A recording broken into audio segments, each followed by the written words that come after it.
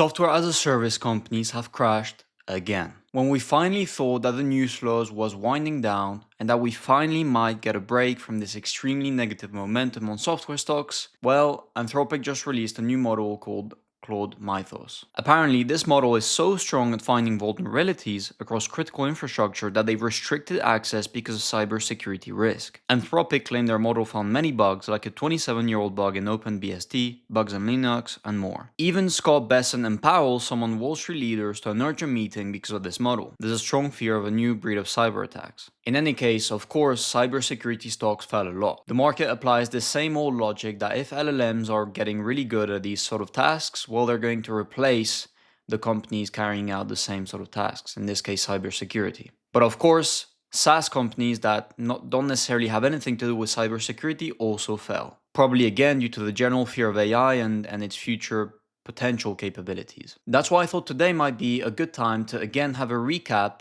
and look at all these relevant risks that could genuinely impact SaaS companies and analyze how credible they are. SaaS companies have yet to see any of these AI fears materialize on their financial statements, but the negative momentum is still very real. We have yet to see an inflection point in this massive drawdown. So in today's video, we're going to have a look at the risks I think are most relevant and whether they're justified. The first two risks are the ones that I'm less preoccupied about, and these two are the risk of in-housing software production and new competition from startups. And the next three risks I'm more concerned about, which are pricing model transition risk, stronger competition from incumbents, and super intelligence risk. So let's get straight into it. The first risk is that existing companies may in-house the software production. This means that instead of using the software already provided by these software companies, they're going to get a whole team of software developers and whatever else is needed to code their own software and maintain their own software. Like I said, this isn't a risk that really preoccupies me. In sociology, there's this concept called the hierarchy of needs, developed by Maslow. And what this hierarchy says is that needs are ranked in a certain order depending on their priority. And in my opinion, I think that in-housing their own software to perhaps save some costs is not really a top priority for these companies,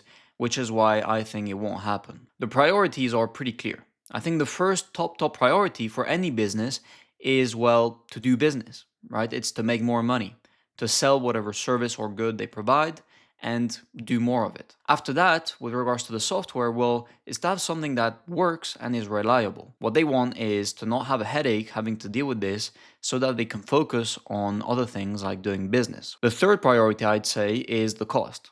Now, bear in mind that for most of these software companies, the cost of the software is relatively small. For many companies, it's as little as 1% of their total cost.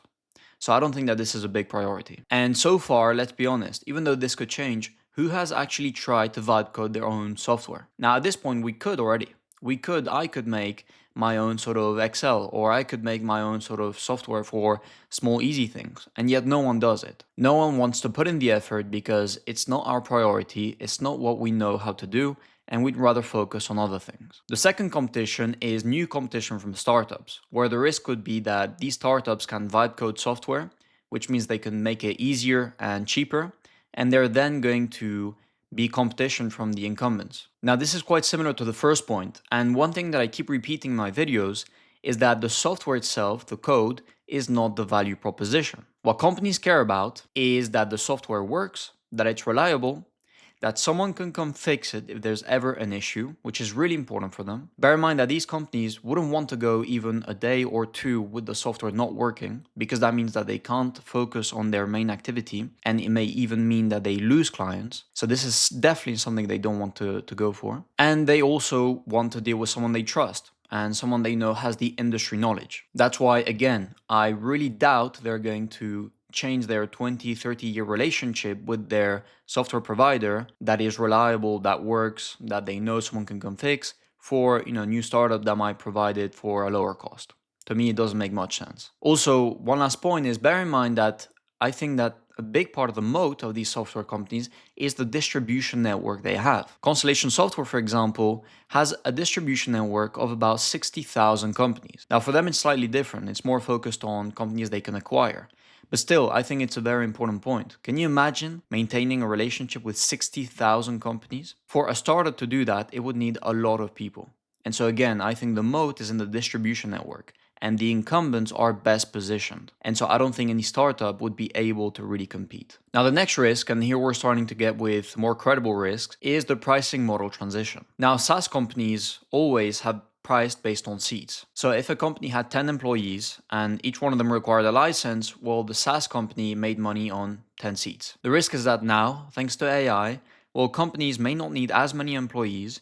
Therefore, they might reduce the amount of seats that they have and pay for. And I think this is a fair enough risk. Imagine if a company only needs 6 employees instead of 10, well, that's a 40% decrease in revenue for the SaaS company. And with various companies announcing a lot of layoffs, I can understand the fear. So firstly, I think there's this fundamental debate of whether AI is actually going to reduce the amount of employees that companies need. Now, personally, for most of the jobs, I'm much more inclined to think that AI is not going to reduce the amount of employees that companies have. I think if anything, AI is going to enhance how much employees can do.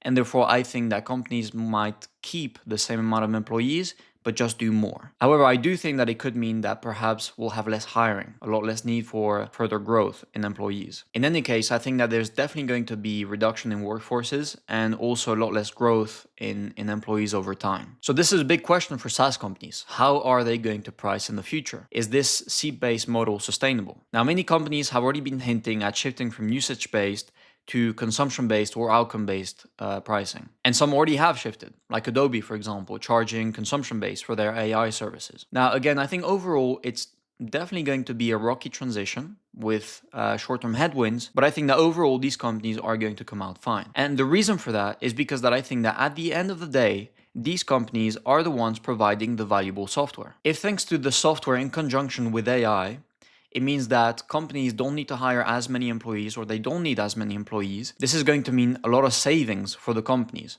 So say, for instance, if a company can manage to, thanks to this new AI transition, they can save $1 million from employees, then I don't think they're going to argue with the software provider if the software provider says, well, half of those savings is going to go to us now. We're going to increase our price because I think that we're saving you a lot of money and we want to make some more. Now, I don't think that the client is going to say anything. They're still making huge savings. So I think that the revenue visibility might change. It might not be as good as it was in the past, but I think that because they're going to be saving a lot of money for these companies and that they're still the ones providing the valuable software, I think medium term they'll come out fine from this. And again, I think software companies will also be able to offset any pricing power that LLMs may have. Again, I'm much more inclined to think that in the future, LLMs may be commoditized to an extent. I think that they'll be fine. So in any case, for sure, software companies are going to have some trouble, I think, in the short term, transitioning pricing models.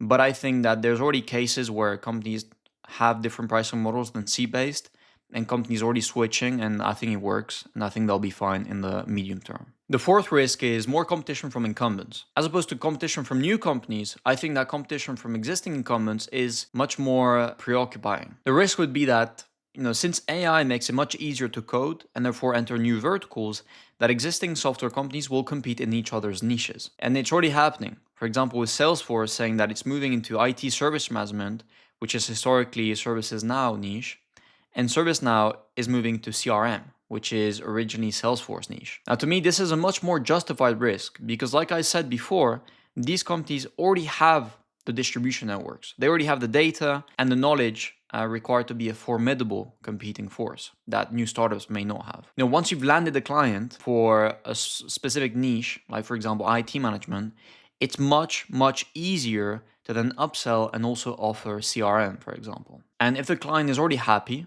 with your services and you've proven your reliability, then I think that it would be much easier for a client to accept CRM and move. So I think for sure there's going to be more competition in the future. However, again, I wouldn't underestimate the switching costs that can be attributed to these software companies. If the client is already satisfied with their CRM provider and their whole workflows, their whole employees are used to that, I still think it would be very difficult. You would really need to provide something much better to justify them switching, because it still is a headache. It's a lot of work, and the benefits must be very clear to justify doing that. And finally, the big elephant in the room, right? There's the super intelligence risk. And this one is perhaps the one that is most scariest in the long run. And I think that perhaps the one that will be dragging valuations for the near future. This is the risk that one day, we may achieve some sort of super intelligence which would render the software layer useless. This is because with, let's say, AGI, we'll be able to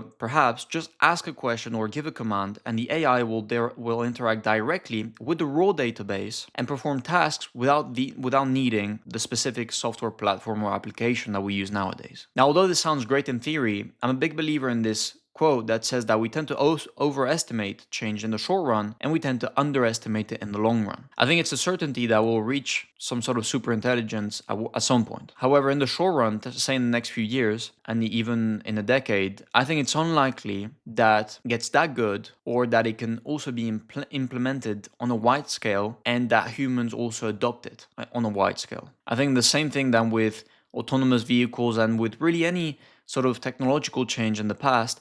I think it does take quite a lot of time to trust these kind of technologies. And so that's why I think that it might take more time than we think. That being said, though, the crucial question that interests us in finance when valuing these companies is, if there's this possibility of this risk, then what risk premium should you assign these software companies?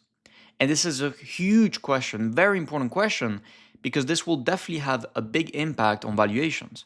If you think that this is a possibility, and that you should attribute a higher risk premium to these companies, then the PE, the intrinsic PE may change drastically. And I think that as long as we get this sort of negative news flows of these new capabilities coming out, then this could definitely be a drag for a long time on these software companies. However, of course, knowing how this will evolve is out of my circle of competence, like I think for most people.